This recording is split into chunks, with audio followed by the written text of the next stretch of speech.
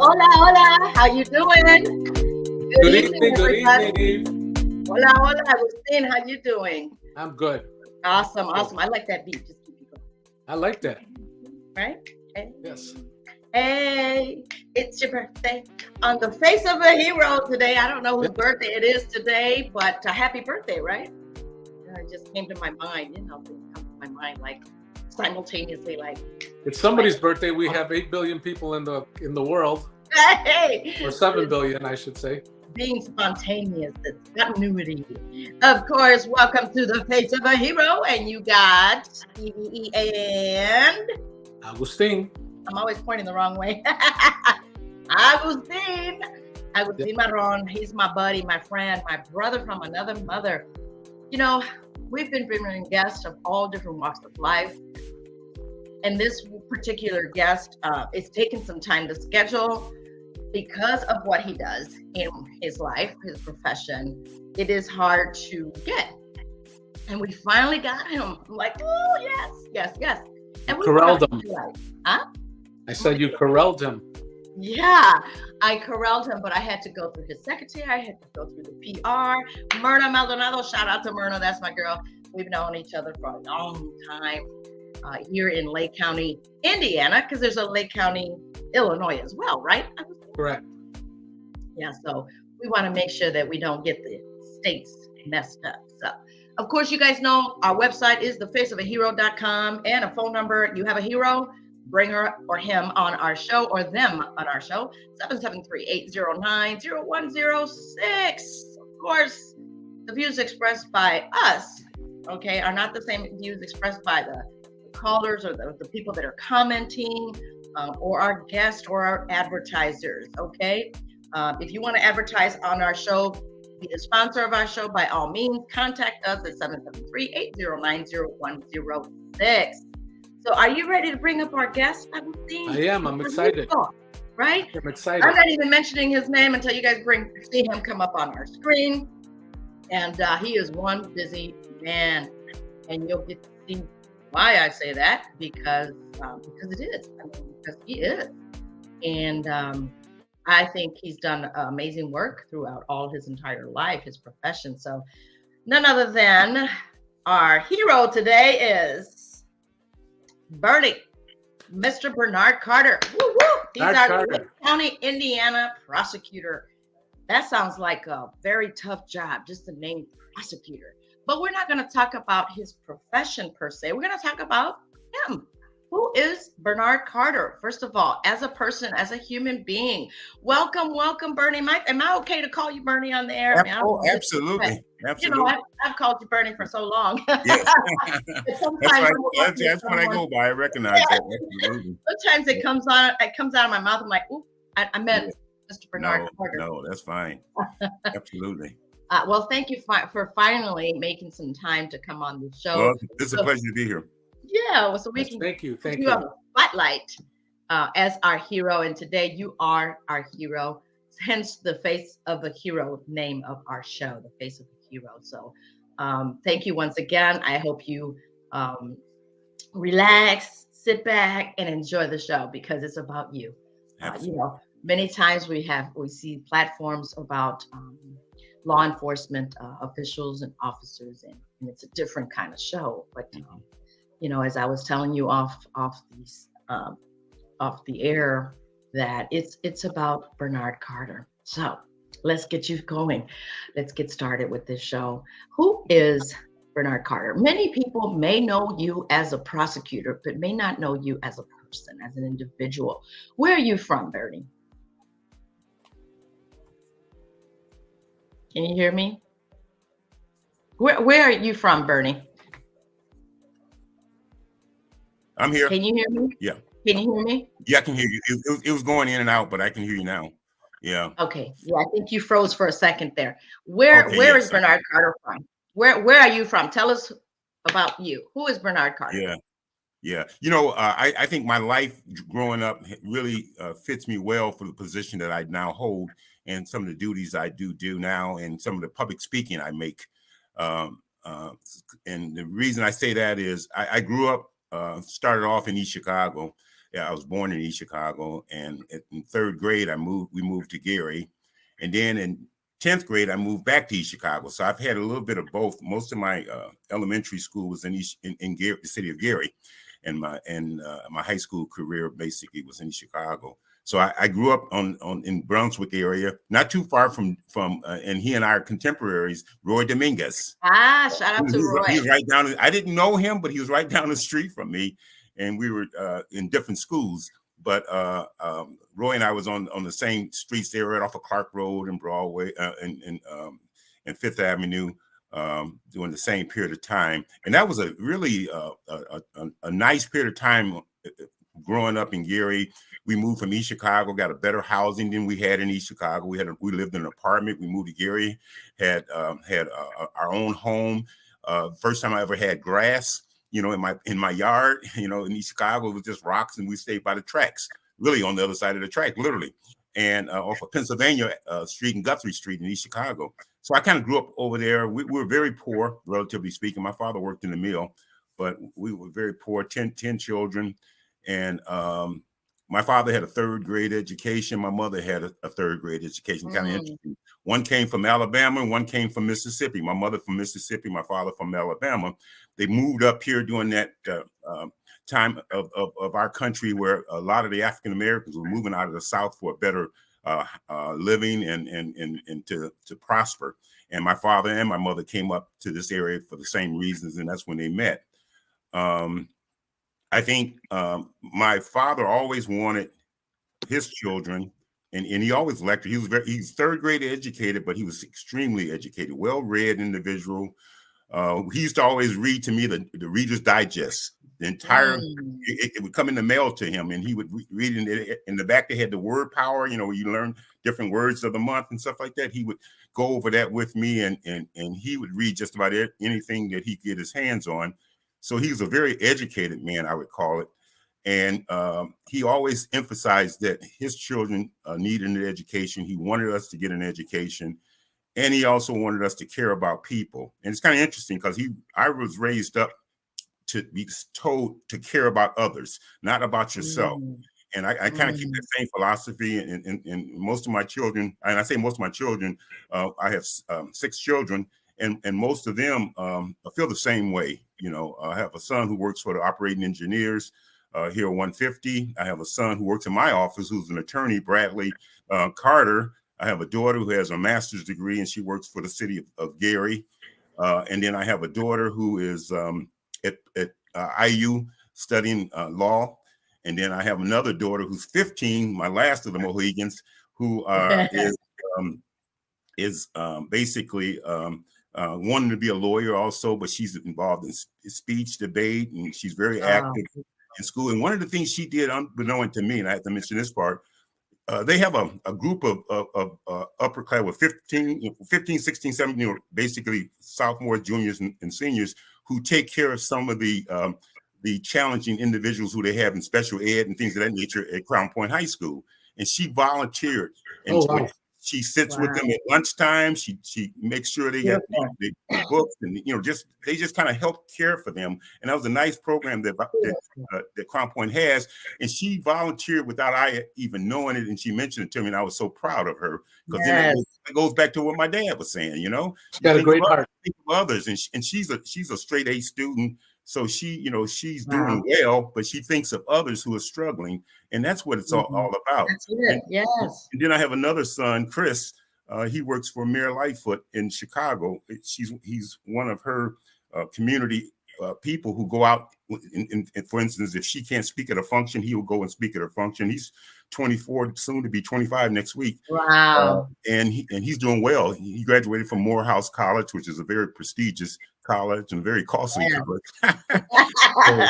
So I'm really proud of every one of my children because they're doing what is necessary. One of the other things I'm doing with them, one thing I have, my philosophy is this, and I talk to them about it almost every day. I type it to them on text. I say, what have you done today to make tomorrow better? That's our family. That's our family. That's wonderful. Yeah. And I want to challenge them to think about making myself better, making other people better, on my progress to do things and make yourself successful. I want them to be challenged. My second thing I'm doing with each of my kids is they all have bank accounts. They all have several types of bank accounts. And I want them to put a little money away. Don't get paid and spend and live on your paycheck. Put at least right. away, 10% away, whatever you can put away. And interesting enough, my two younger kids, which I have more time with, is able to save more than my older kids. So they got more expenses, more responsibilities. I had lunch with my three sons last week, and the whole purpose of that lunch, and I told them the whole purpose of this lunch is to talk about finances. How are you handling your money? What are you doing with credit cards? How are you using credit cards? Don't use credit cards. Are you putting away just something every paycheck consistently? I don't care if it's $10, put it away consistently, it will grow. And my philosophy with them is basically put away a minimum of 10% in a long-term savings, not where you can go get it, but in long-term savings. So I caution all of them, and I tell people in general when I speak, set up three accounts. One account is for long-term. One account is basically for monies that you have to go to if you need it. And then the other one is a strictly emergency account. And you set those three accounts. That first account you don't ever touch. The middle account you live off. It could be a debit card or whatever. And the third account is an emergency account. You don't touch that either unless it's an emergency. And then we define emergency. So I try to help them with that. And I talk to the public about that. I go to schools and talk to kids about that. If you implement that, you can be very financially successful. I don't care what you make. You can make $35,000 a year and live very successful. That's right. Wow. And I applaud you for that. Because as you know, we see parents don't even know about financial literacy. They did not have the parents that instilled what was instilled in you. Yes. They're just trying to be parents or don't even know how to be a parent, as we say. That's so true. Absolutely. Children, right? Absolutely. But I applaud you into you being in their life, investing in their life, and not because you came from a great college, not because you came from the best neighborhood, because we just heard you were not. You were not brought up in the best of the best. You don't have to. You just got to know how to care. Yes. You came from the best education, your father. Yes. Oh, very much so. Yeah. And he emphasized that very heavily. Absolutely. And one of the reasons I'm real big on finances, because finances take a lot of stress out of your life. It takes stress out of your marriage. It takes stress. You don't argue about money if you got things under control. You really don't. And I know a lot of young couples will argue about money and buy this, buy that. You really understand how to save, and that there's a requirement to save, then that don't become an issue. And then when you get ready to buy a car, you can just go to that long-term savings and take a little money out of that, and then you replace that money, of course, at some point. It is very helpful and in a need. Another thing about money I want to say really, and this helps all of us, very wealthy people, I think, do it more than us as poor people, relatively speaking, poor. There's three things you do with money. One, you save it. Two, you give it away. And three, you enjoy it. We have a difficult time dividing those thirds up. Most people I have a friend who's extremely wealthy and don't spend a penny. And I'm like, well, when are you going to use it?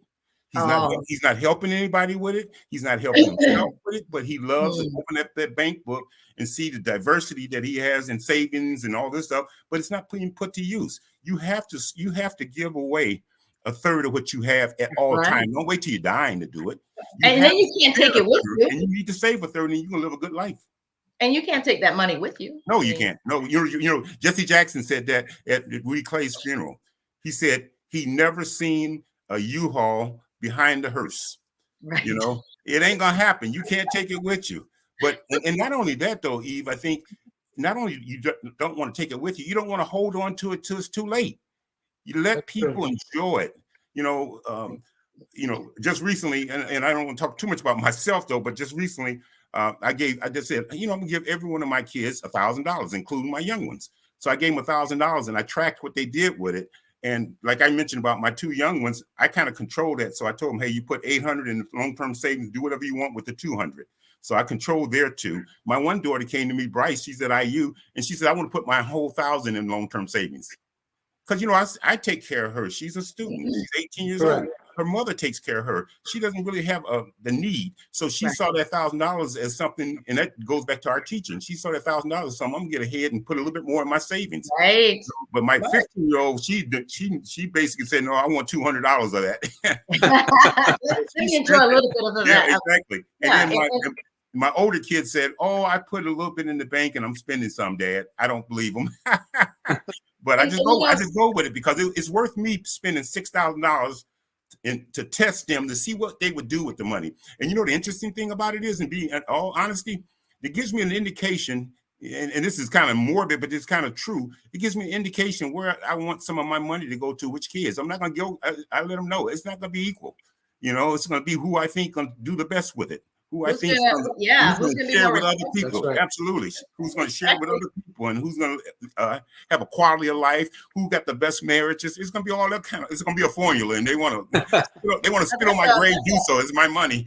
You know, isn't that what our Father does with us? Yes. So has he given, he can take it. He sees Yes. what we do with it. Yes, absolutely. We have to tithe that 10%. Yes. 10% savings, and that is so true. It goes back to the Bible. It already tells you how to live it. Yeah. And thank you for sharing that as a father, as a responsible father that cares enough about his kids' future. Yes. Correct. Because we're not going to be here forever. Yes, that's for sure. You got to get them up. Absolutely. That's so true. So you have served in different capacities, Bernie. Now we're going to talk about what you've done from your first position to where you are today. Yes. Obviously, you love law enforcement. Yes, I do. Very much so. What, or when should I say, the light bulb went on and said, this is what I want to do as a career? Yes. You know, that's a good question too. And I tell you when. I was in probably about 5th grade. I was at the East Chicago Library. And there's a series of books, and I'm sure they probably still got those books there now, and a lot of the stuff might be online, but there was a series of books that was geared toward certain ages in school about careers, what kind of career you want. And there's it's titled, So You Want to Be. And I looked at the law book. It was one about you want to be a lawyer. And I did want to be a lawyer.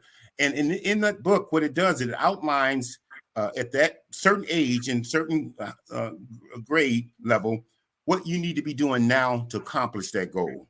And I talk about this a lot with young people because if you want to be a lawyer, I knew I wanted to be a lawyer in 5th grade. I really didn't know all the dimensions of lawyering, what a lawyer could be in different capacities and all that stuff. But I always wanted to be a lawyer. There was a lawyer named Henry Walker, very prominent East Chicago attorney, African-American, only African-American attorney I've ever seen. I later learned of Attorney Dawson, but it was only like 2 Black attorneys in the city of East Chicago at that time when I was a kid. And I used to shine his shoes, Henry Walker's shoes, because he was at Broadway and Main Street at First National Bank. And I used to sit out there in the First National Bank and shine anybody's shoes. Nowadays, you go broke because everybody's wearing tennis shoes and everything. But I used to sit out there and I used to shine people's shoes. And he would always give me, I charged like 25 cents to 50 cents, depending on what they want. And he would always give me a $5 bill. Always give me a $5 bill. And I thought that's so nice. And I finally asked him, what did he do? And he started telling me he was a lawyer and his office was upstairs. He took me upstairs and showed me his office. And he's just such a nice individual. And from that point on, he would always see me and say, Bernie, how are you doing today? You know, just nice to me. And that kind of got me wanting to be a lawyer. But I knew from my dad that it's one thing to say you want to be something or do something, but you got to start accomplishing that now. And in reading the book at that time, I've outlined as to what I need to be doing. It talked about you had to be well-spoken. It talked about you had to be well-read, knowledge, able to get along with people. It kind of outlined different characteristics that you need to have. And you start examining yourself and saying, do I have these? And I had deficiencies. And I said, let me work on those deficiencies. And I continue to work on those deficiencies, to be honest, every day.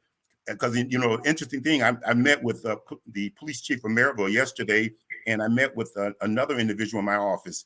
And I learned so much from those 2 individuals that I did not know when we started discussing crime and we started discussing what their thoughts were in terms of how to reduce crime and stuff like that. So you continue to learn and you continue to try to implement those things. And that's what I do in my office, too, with my staff.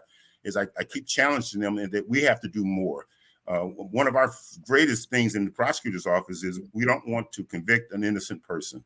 So we want to go out of our way to make sure we got the right person as certainly as we can be. And then we still could err. We really can, because people ask me all the time, are there innocent people in jail? Absolutely.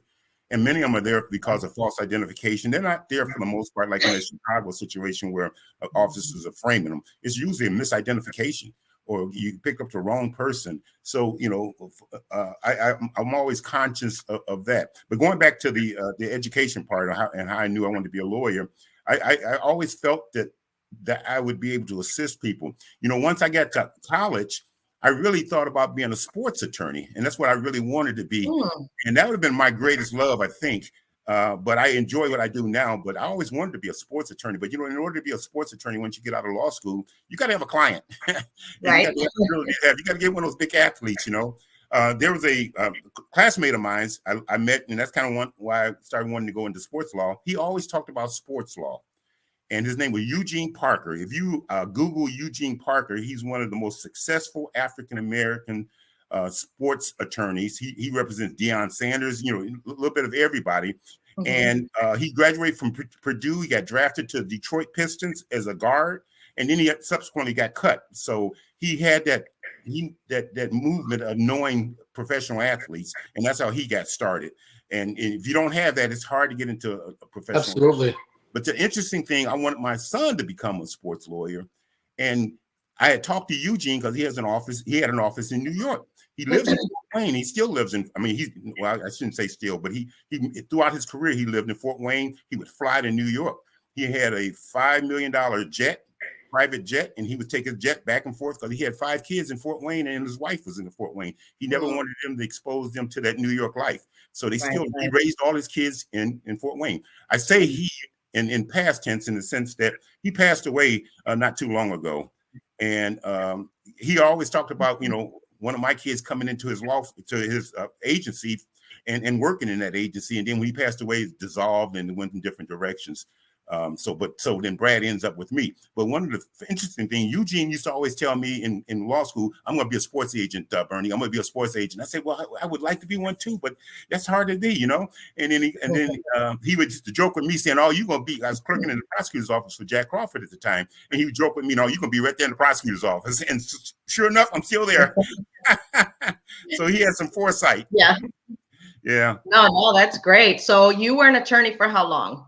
Yeah, I graduated from law school in '84. I passed the bar in '83 because I took the bar. Back then, you could take the bar in your second year in law school. I took the bar early and I passed. Roy Dominguez did the same thing. He was a year, 2 years in front of me. I was the first year law student. He was the third year law student. He took the early bar. I took the early bar because he took it in his second year. So I said, if Roy can do it, I can do it. I can do it too. There you go. That's right. You have to have that measuring stick, you know, to kind of push you and do those things. So then I came into the prosecutor's office and started working for Jack Crawford.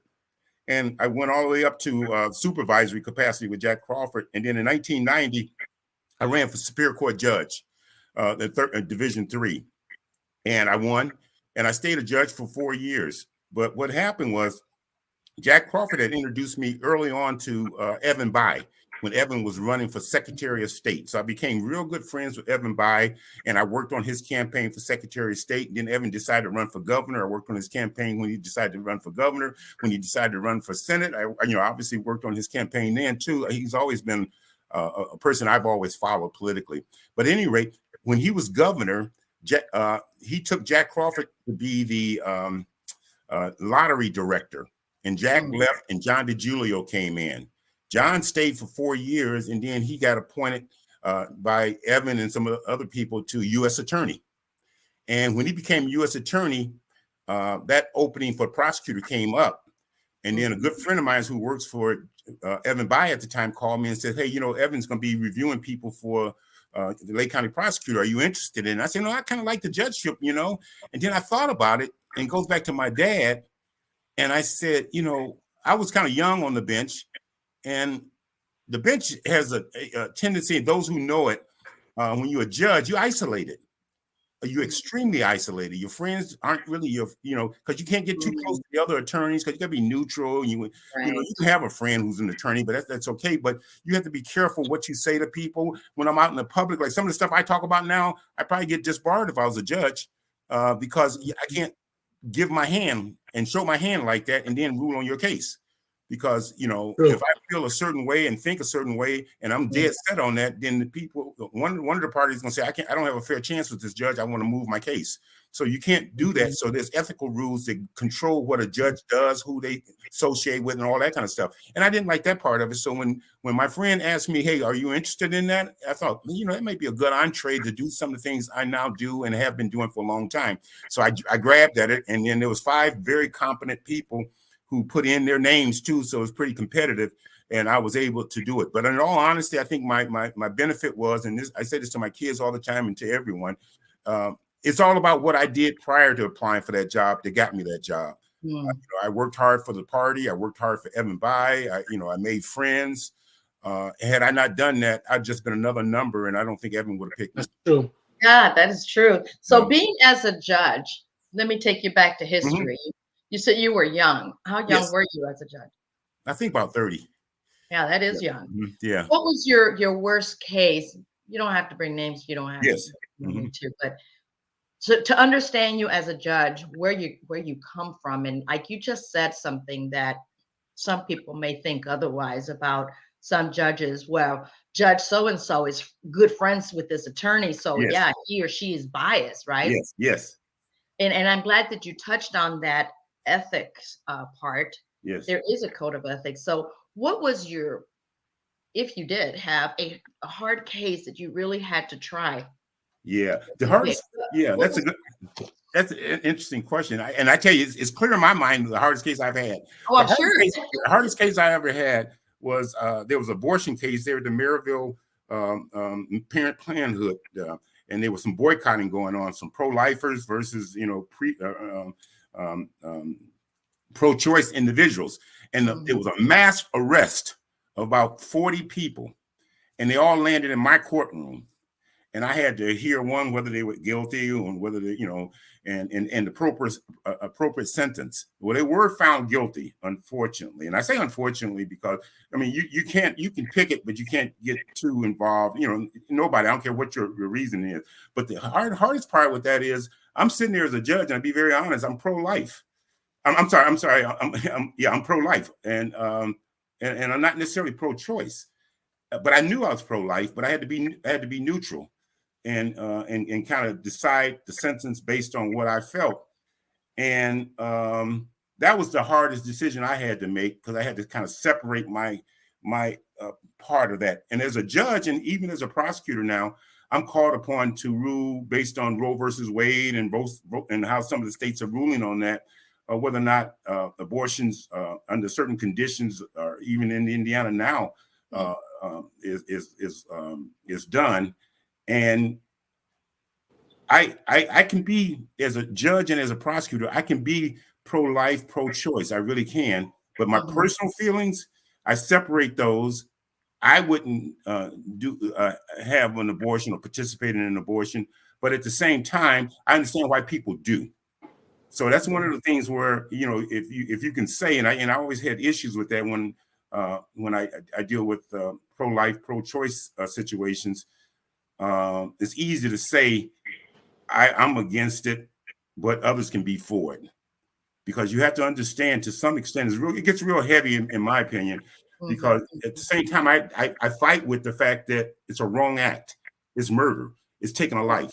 Right. I fight with that fact. And I don't care what nobody tells me, whether it's a woman saying I have a right to do what I want with my body. Well, I charge people every day for prostitution, so you don't have a right to do what you want for your body. To some extent, there's some limits to everything in life. So you can't sell your organs in this country. You cannot. So you have an extra kidney you want to sell, you can give it away, but you can't sell it. Things like that. So you can't do everything you want with your body. So I understand that aspect, but from a feminist standpoint, I buy into a woman has a right to control her body. But at the same time, I also struggle with the fact that having an abortion is destroying a child. Yeah, whether you it's a want to call life. it murder, whether you want to call it whatever you want to call it. Murder is the extreme call of it. And I don't like to call it murder in the sense that it's kind of frightening. But I think historically, people gonna look back at our period of time and be very concerned about how we took human life in the manner that we're taking it. We don't understand it now. Everybody's into their own little rights, and this is my body. This is this. Yeah, I But, know. but when all that's passed, I think people are going to view what we're doing now as wrong. Yeah, yeah, They and sure will. yeah, I'm the same. I am pro-life. I'm It is pro-life also. it is Oh, a me too. child. It Yeah. is there is a heartbeat, right? Yes. And so Yes. that just shows the humanity, the human Yes. side of you, Bernie, Yes. about that. So, so now being a judge, now after being a judge, what were you? What's your next step? And then I became prosecutor, and I Okay. became prosecutor in December of '93. And I was appointed by E.V.E. I did not have to run for the job. I was appointed. I ran for the judgeship, but I didn't have to run for that. But the interesting thing, the following May, which would be 94 of May, I got appointed December of December of '93. I knew 6 months later or whatever it was, I had to run for office. So I left a sure thing for maybe I'm only there for 6 months now. I'm gonna lose my election. But I wanted to do that. I mean, and I don't regret doing it. And it's, sometimes you have to take a risk. And I wanted to become prosecutor because I wanted that type of task. And certainly I did get it, and I ran, and I was able to win. And then I've been reelected, I think, 8 times now. So would you say you have been the long-lasting prosecutor in history? Because you still are. Yeah, in Lake County, by far I am. I think the longest prosecutor has been 3 terms, which is 12 years. So I'm in my 30th year. So yeah, I've doubled, a little bit over doubled the length of any other prosecutor's ever been elected in Lake County. Yeah, so that's accomplishment that I credit to my staff and the people I work with. I work with some fine people. We deal with some tough issues, extremely tough issues that rubs everyone wrong. And you can't tell a mother that her son is guilty in many cases. She'll never believe it. So with that, it becomes an inherent desire to hate me or hate the system. And that's how a lot of people feel. I mean, sisters and brothers of defendants who've done. I've done 5 death penalty cases myself, and I've shepherded or worked on about 14 death penalties over my career. And you ask them to take somebody's life, you can't tell that family that I'm a good prosecutor, or And so you lose some support in the community by doing the right thing. But you can't look at it that way. You have to say, well, you still got to make the right decision. And because on the other hand, you got family members who've lost loved ones to this person. I did the Darren Van case. Here's a man who killed 8 women in Lake County. He said himself that he killed 78 people total throughout this country. We had people coming from all over the country talking to him, looking at him, who had similar type homicides in their community that he had done there in Gary. And then the last one he did, Erica Hardy, she was in the Hammond Hotel right off of Klein Avenue. That's how we caught him, when he bundled that murder. And he did kill her, but he bundled it. And the Hammond Police Department were able to track him down, and they did an excellent job in getting him to talk about other murders that he may have done in Lake County. I was at the station, and I was in another room watching it on video. He took us to 6 bodies that he had killed and buried and put in abandoned homes in Gary. And that was one of probably the worst cases I've ever seen. Wow.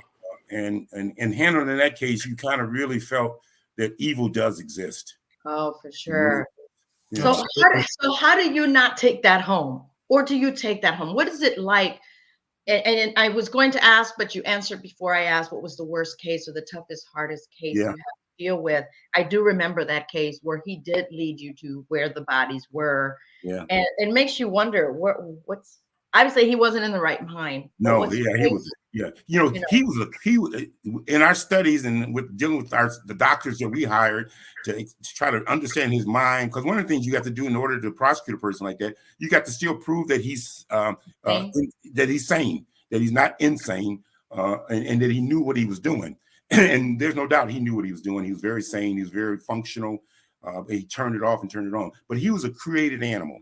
And what I mean by that is this. His mother was a prostitute. His father was nowhere in the home. His mother used to turn tricks with him in bed, in her bed, turning tricks at a very young age. I'm talking about like 6 months, 8 months, 9 months, to probably a year and a half or whatever.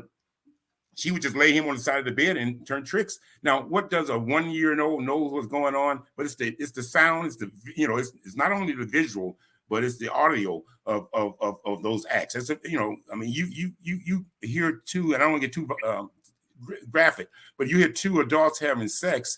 It can be kind of a child can interpret it as being pain or evil or harsh, or his mother's being hurt. You see what I'm saying? So his mother was doing that. But not only that, though, there was an occasion when he was about 6 years old. She was turning tricks in the home, very bad apartment from the way they describe it. And the John said, I want him.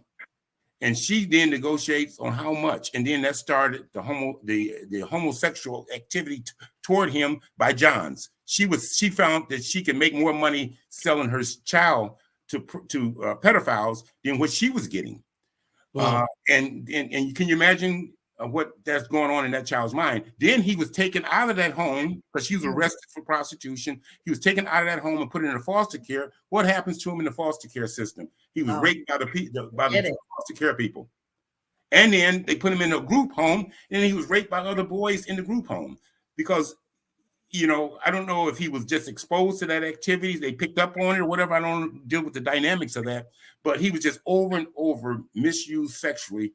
So he was created like a monster. You know what I mean? Yes. You know, he had no empathy, he had no desire to get along in a normal way. He didn't know how to get along. He was like a wolf being, you know, a person and raised by wolves. It's like, why should he care? No one cared enough for him. And that's how he was created. I mean, there was no biological problems with his brain or anything like that. He just acted out. And he reacted to all that he knew. And then who did he kill? All those women that he killed, who did he kill? Prostitutes. That goes back to his mother. He hated what his mother was doing. Reminded him of his mother. Absolutely. Absolutely. He did not kill not one woman that wasn't a prostitute. So he was geared toward killing. He was hating on her. Right? Yeah, the pain that his mother had instilled in him, he was trying to undo that, which is pretty heavy and pretty wrong. So when it came down to it, we had a choice to either go for the death penalty on him. We did file the death penalty. We went through all the motions, and we were just set for trial. His attorney comes to us, and our psychiatrist comes to us and says, hey, if you guys can get a term of years where he'll never get out. So he ended up pleading to 7 lifetime sentences, and we removed the death penalty. And I removed the death penalty. That was a decision made by me. I removed the death penalty solely by the reason what I just explained to you, how he was, in my opinion, created. He was a victim of his circumstances. Yes, he was. Absolutely. And so I see a lot of that in our youth. So then how do you handle all of that coming home? You have a family. Yeah, that's a good point. You know, I think one of the things is it makes me a little bit paranoid as it relates to my kids. My wife always says, "Oh, you worry too much," and you know. But I see so much, and I give you for instance, the same way. Yeah. I give you for instance, when my girls were younger, I used to always ask the parents, and my wife get embarrassed with it. I used to always ask the parents, "Do you have any guns in the home? If you do have guns in the home, how do you possess them, and how do you safeguard that your children and my kid now who's coming over, maybe spending the night or coming over to visit, how do they handle it?" And my wife just said, "Oh, that is so intrusive." I said, "No, it's not intrusive. If my daughter's going to stay," and my boys didn't do that. They didn't spend the night. But if you know, my daughter's 8 years old and they're going to have a sleepover, a party sleepover, I want to know what's going on in that house. I want to know how many sons they have, how many visitors they have. Do they have an uncle who's kind of weird and comes over? Because these are the people who end up molesting these young girls or these young boys, people who come into your home and our family members. And I see that over and over again. So my wife used to always get kind of upset, but she understood it from what I see every day and what I'm exposed to every day. I kind of separate, to answer your question, I kind of separate, because, you know, when you look at the homicide pictures, and it's graphic. There's nothing worse than looking at a human body being dissected, a human body that's been cut into to see the track of the bullets, Mutilated. depth of the bullets and things of that nature. Autopsies are horrible. So they're worse than crime scenes. They really are. I mean, crime scenes can be pretty bad. So you have that in your mind. So you kind of flush yourself out. I have a couple of my attorneys, one in particular, I won't mention name, but that person does not like to look at autopsy pictures. And I say, hey, you got to look at them. You got to look at the crime scene pictures. You got to know how this crime occurred and what occurred. And then and that just comes from being lack of experience. And then they finally start getting to it. And I have had a couple who don't want to do murder cases because of that. And I don't make anybody, because we got a lot of work in our office. So if you don't want to do murder cases, you don't have to look at those crime scenes pictures. But in order to do them effectively, you got, I've been to autopsies and all that stuff, present, because I'm concerned about a particular case and I want to track it from the beginning. So you have to have that. And that's not a pleasant thing at all. It's one of the worst things to see in life, I think. I can imagine. You got to have a stomach for it. Yes, right? you do. Yes. But how can you keep it from taking it home, Bernie? Or has it happened where you actually took it home and your family saw it, heard it, felt it? I mean, I don't think you were born to be that strong, like from the beginning when you first started seeing these cases and bodies and whatnot. I mean, how? Talk to us about that. I have been able to, and I don't know how, to really separate it. I think the atmosphere in our office, we enjoy what we do. We batter back and forth with conversations. We enjoy one another. So we have to be respectful of victim families and respectful of the public. But when we're behind closed doors, we respond real well in terms of our own health, in terms of so don't take it too personal and things of that nature. I think with my family, though, I don't bring home the anguish or or the madness of it. But what I do bring home, particularly when I used to do a lot of trials myself, when I'm working on a case, I bring the intensity home, because I prepare at home. I think about it at home. I'm thinking about my opening statement, thinking about cross-examination, thinking about what evidence I'm going to use. So sometimes I could be at dinner with my family and I'm preoccupied and I'm going into that zone where I'm thinking about what I'm doing tomorrow. And I try to separate that from my thoughts, but it's not the tragedy of the acts. It's how we're going to, in my mind, it's how we're going to handle it, and the intensity to make sure I'm competent enough to handle that particular case on that occasion is what I kind of try to separate from my family so we can enjoy ourselves. But I don't hear my wife saying, hey, you got to leave that at work, or because I can separate that. They can be watching TV and I'm sitting in the chair, working with my paperwork. So that my daughters, them are on TikTok and I'm in my paperwork. So everybody's cool. So that happens all the time. Right. You seem to have been able to shut it down from a long time ago. Yes, absolutely. Very much. You have to too, because you can't, I tell you, one of the worst things I've ever seen, and I understand what you guys talking about or what we're talking about. There was an autopsy photographs that I had, and the person was dissected, and I say dissected, skull taken off. I don't want to be too graphic. And, That's okay. And the pathologist lay them on the table, and they kind of, almost like a mechanic would do with his parts. That's really what goes on with the human body, because they take it out. They want to look at the heart. They want to look at the lungs. They want, even if that's not relevant, they still do a report on that in terms of, is it a healthy heart? Is it healthy this and all that? So the family can use that for purposes of knowing, the medical history of their loved ones too. So it does have that purpose too. But it was on the dissection table, a McDonald's bag and a half-eaten hamburger. And I look at that and say, wow, how can you eat that hamburger while you're doing so that right there tells me a person who can separate, Right. Yeah. So I didn't use that photograph for the jury, because I didn't want the jury to see that. But you get comfortable with what you do, and it's just your job. And I don't know if I could ever get comfortable cutting into a body and dissecting it and eat a hamburger.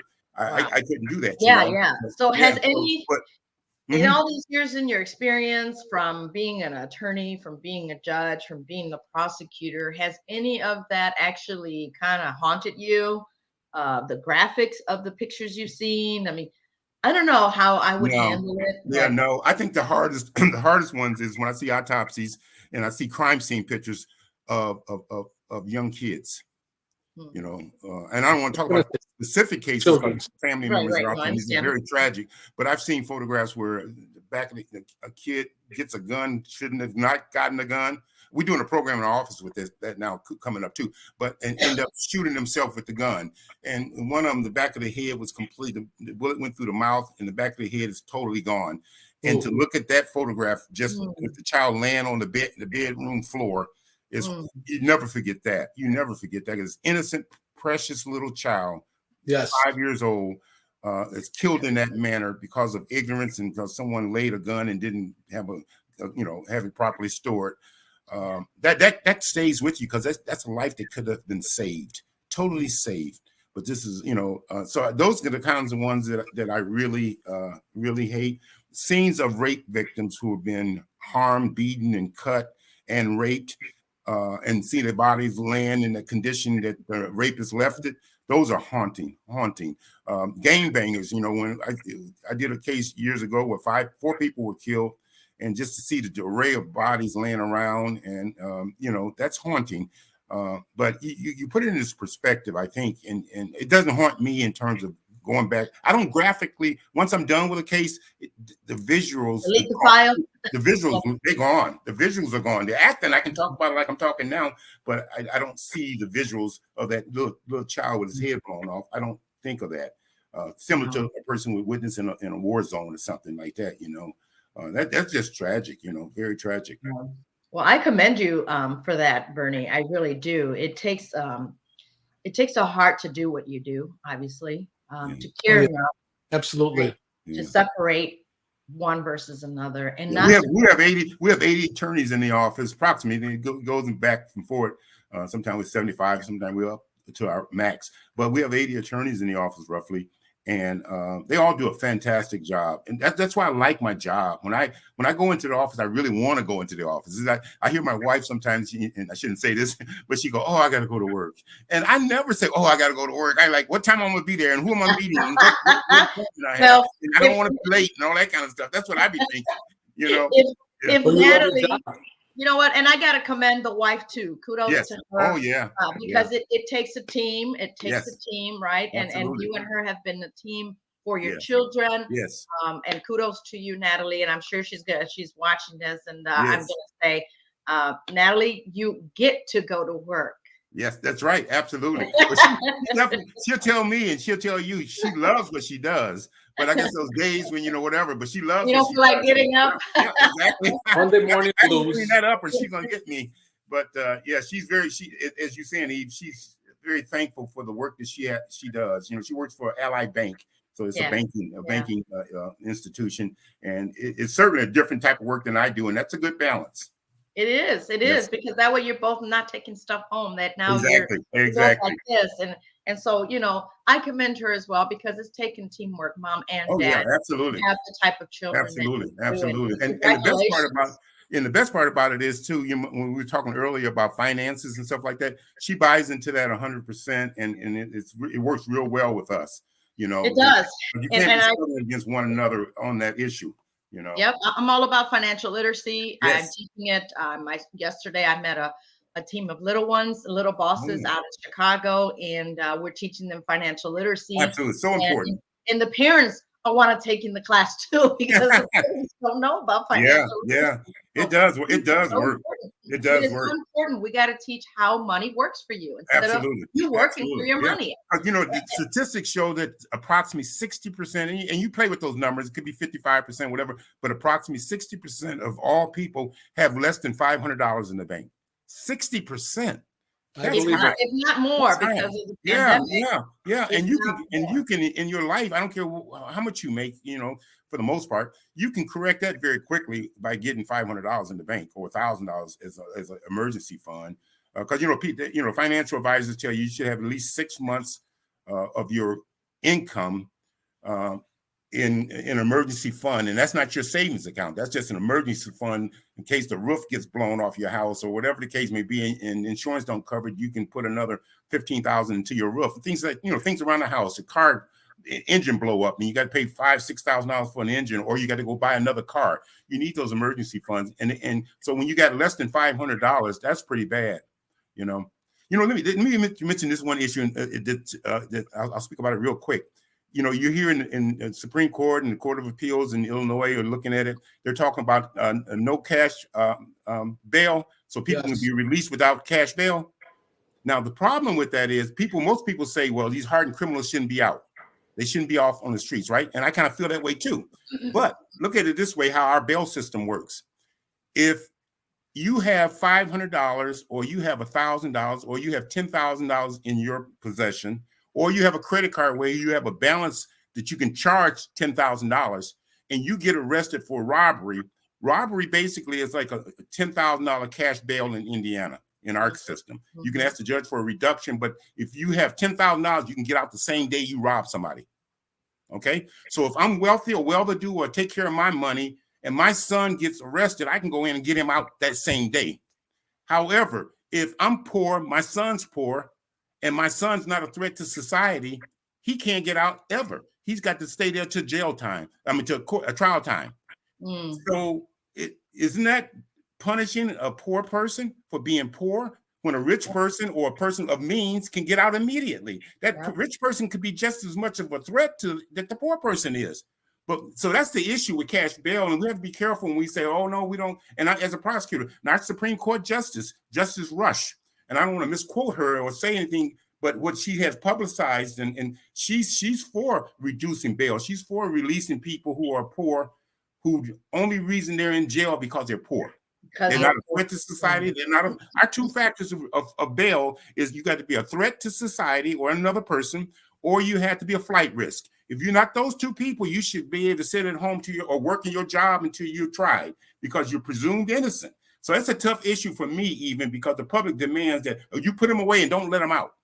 Well, they have a right because they're not proven guilty. They're only alleged to have been guilty of this crime. Presumption of innocence rests with that person. So with that presumption of innocence, people have to understand when people talk about no bail, I mean, no cash, you don't have to post cash to get out.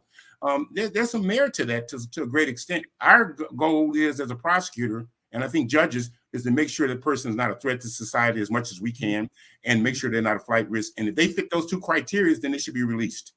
How about some of these criminals that are repeat criminals? They get those are the ones that they repeat. Then that would be classified as a threat to our community because of their past behavior, and they would be held with bail. They would have to actually post the money if they could get out. But yeah, that's very true. But that's a balance that the judge listens to. We argue. What I tell my attorneys is this: we object to every bond release. So we as a general rule. Then we have to have a hearing, and we hear the merits of the hearing. So let the judge make that decision based on what the judge hears as far as whether this person is a flight risk or harmful to the community, has done things.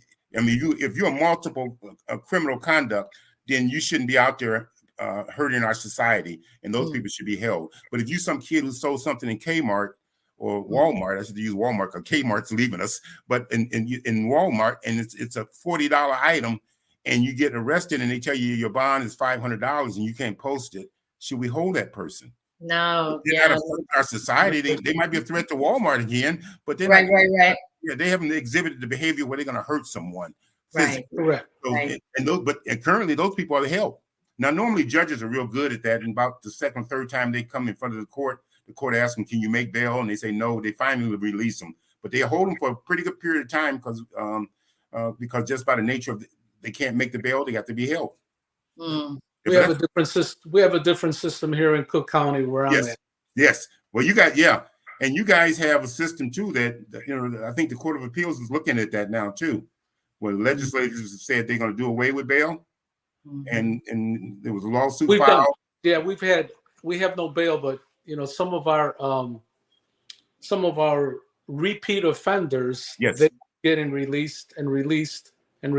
Yeah, and see that shouldn't occur. I mean, absolutely shouldn't occur because they're a threat. But over there in Cook County in particular, boy, you guys have a huge system.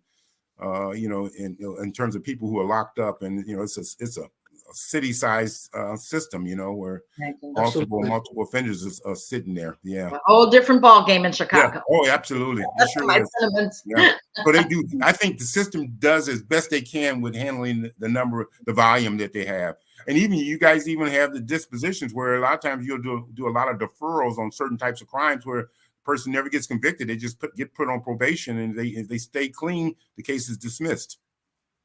and those are the ones that I think that get put on probation, that they should get additional help also, sorry, as far as social help, Yes. trying to figure out how to maintain, how to become a better citizen. Let me put it Oh that yeah, way. How to become absolutely. prospective in that. But Yes. some of these repeats, we have issues here, but I'm not going to get into those Yeah, issues. that's I a whole understand. I different understand. topic. Absolutely, you do. So, Yeah, that's no doubt. Yeah, there's different no. Yeah, show. the criminal So, justice system, entire system, is pretty intricate and pretty, intricate. It really yeah. is. So we have a few minutes left, but Yes. I'd like our special guest, our hero, Lake County Indiana Prosecutor Bernard Carter, tell the audience, the world, because this is on 5 different platforms, and I thank each and every one that's watching throughout all of these platforms, and hopefully you've learned something from this. You've taken a nugget from this show, especially about who Bernard Carter is as a person, as a father, as a son, as a brother, as who he was, an attorney, a judge, now prosecutor, long-term prosecutor. It hasn't been an easy job, has it? No, it hasn't. I mean, it's been a comfortable job. When I say comfortable, we have a lot of accomplishments and we do a lot of good things.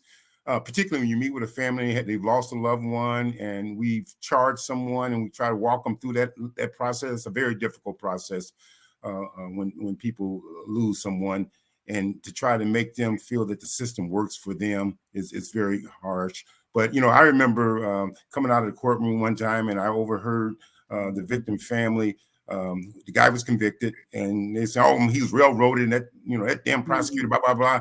And then the victim family, we got a conviction saying, "Oh, he didn't get enough. He didn't get enough jail time. They're not doing what they do." So nobody was happy.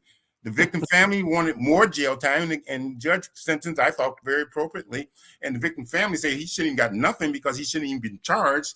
So you got those two that you handling. So that happens within our system. But since you mentioned that we only have a short period of time, and one of my go-to things is obviously the family. And I think we need to echo, and I do to my kids real bad. And I say bad, I mean intensive. We need to echo to our young people: stop having these babies so young. Stop making yourself a parent so young. Wait and live and educate yourself, expose yourself, get a job, go into the military, become who you are before you start choosing to have children. And I say that to the men, I say that to the women, because in my opinion, I'll be very honest, and I've seen a lot. Because we deal when we get a conviction, we deal with pre-sentence reports. We do a thorough background on every defendant that comes before the court, so we know how to appropriately sentence that person, or should this person get a break, or should this person get a leeway, or should this person be hit harder because they as you mentioned, they've done this crime and continue to do crimes in our society, so they need to be put away. But it's so important that we generate energy into understanding that we as parents need to be present in our children's lives. And when you become a parent, a lot of the things that you used to do, you need to stop doing them. You can't be sitting on the couch smoking a joint with your child sitting right next to you. I mean, you just cannot do that, and we have fathers and mothers who do that. You have to be involved in that child's life, even if you're not, and I'm not being unrealistic, even if you're not married, even if you, but you need to be involved in that child's life. You need to be paying child support. You need to be taking that children so that child can echo you, who you are. And you remember, even at the one press conference I made, we have a newspaper here, that you may wear, the Times newspaper, and they list photographs of people who were arrested previously the previous day. Yeah, I get that email, Bernie. Yeah. There's like 50, 60 of them. Yeah, 50, 60 a day almost. This is just on looks alone. If you look at the majority of those individuals, and I asked the question, would you want that person to raise you as a child? The answer would be no. They look mad. People who are crackheads, people who are meth, they got sores in their face, the teeth are all out, their hair is all wrinkled. What do you think a 4-year-old looking at dad or mom, what do you think is going to happen to that 4-year-old? It's kind of similar to what happened to Darren Van. It's kind of like, you got your kid behind an 8 ball and you're kicking them further behind. So we as parents have to be the example. We have to be you have to lead by example. Yeah, exactly. You got to clean your life up and work on yourself. And then we'll have the reduction in crime that we have. And I mentioned to E.V.E. when we were just doing our warm-up or just talking, you can't rely on politicians. Yeah. And I'm not saying they lied to you, but they lied to you because they Say it. They may have the greatest heart, but it's a collective thing, and it's so different. You see that with our Congress and our Senate. You see that with our state representatives. It's so difficult for representatives from Northwest Indiana to go down to Indianapolis and get anything for Lake County because they're not totally interested in Lake County. So we're not. We have politicians who are more concerned about what party they're in as opposed to correcting our problems. And when you have that, then the families are left alone. And I take it to myself. You don't need to wait for politicians to help. You know, one of the main things people say to me all the time: "There's nothing for my kid to do. There's no facilities." And I said, "That's bull. I've taken all 6 of my kids. I've gotten them in the car and I've driven them to Chicago, South Surf. I go to my daughter goes to Valparaiso twice a week to play tennis. I take her there. I don't rely on something. So I got myself together enough so I can get a car, which, and I can drive her there. Some of these people tell me there's no place for my kid to go. Then you really should look at yourself. That's a lie.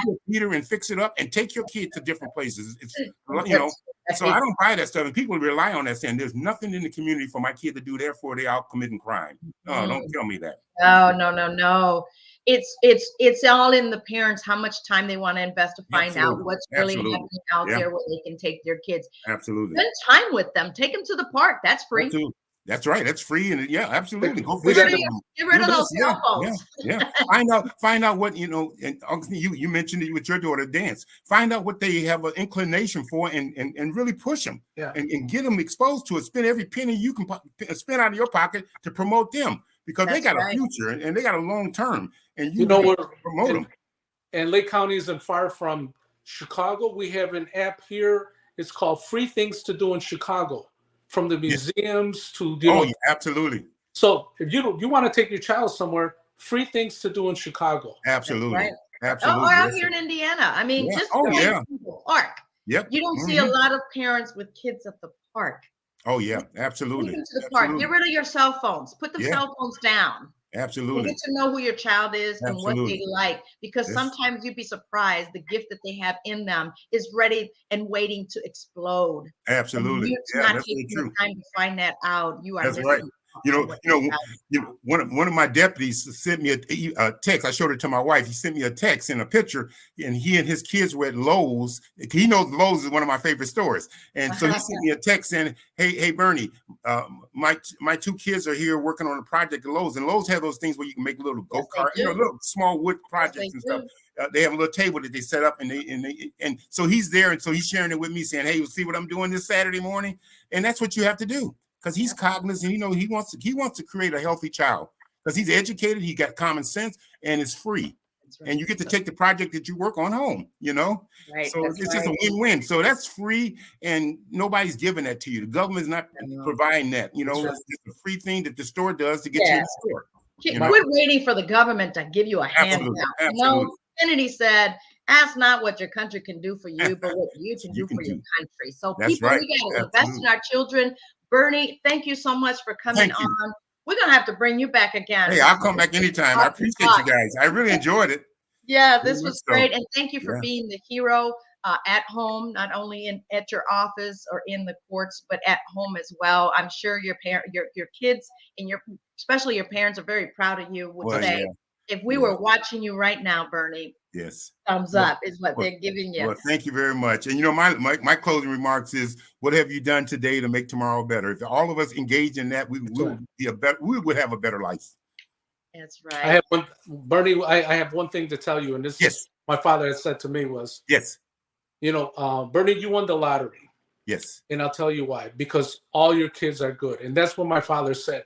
If your kids are great, there's nothing better than you've hit the lottery. It's such a blessing. All your kids are great. Yeah, it's such a blessing. Thank you for that very much. And that's true. It's a blessing to me to see that. And you're absolutely true. And your father was definitely on point with that. I appreciate that. And I'm writing that. I'm writing that down now as we speak. So that's very true. The lottery has been won. You got that right. That's right. And you and Natalie, and congratulations. Yeah. To both of you. Oh, thank you. And congratulations. Thank you for being my friend. And absolutely. Also your beautiful wife, Natalie. And so thank you. Thank you for the time, Bernie, here, and continue to do great. And we'll be bringing you back soon. So you guys heard it from Bernard Carter. Hopefully you guys have touched your heart, and or what you've heard from him and all that he has shared is letting you know how real he is as a person, as a human being. Thank you so much, Bernie. Well, thank you both. We'll bring you Absolutely. back. Thank you. Thank you on Okay. that note. Thank you. Wow. Yeah, that's a lot. And It we've was. gone over our time, which is great, right? We rarely ever go over our time. All right. Well, he was an interesting guest. I can tell you that. He was a special guest. He had a lot to say, and you know, he's a loving father. I love his ways. You know, as a father, I can relate. Yes. Awesome. Awesome. Well, Agustin, our Yeah. time is up. We passed our time. Remember, our show comes on every Thursday. At what time? 8 p.m. Central Standard Time. That's right, guys. And of course, you guys know, here's our phone number and our website, The Face of a Hero. That's 773-809-0106. Guys, we gotta go. We got places to go, get things to do. Agustin, it was fun. Absolutely. We gotta run. And on that note, we gotta go. Vámonos. I know them all. See you later. Bye. Bye now. All right. Peace to you guys. And, well, I guess it's been great. We'll be back next Thursday. What time again? 8 p.m. Central Standard Time. I'm liking this song. Don't miss it. Liking it? You liking it? Yeah, I like that beat. I'm trying to find something to get rid of whatever I got here on the screen. There we go. All right. Nos vemos. See you later. Bye now. Bye.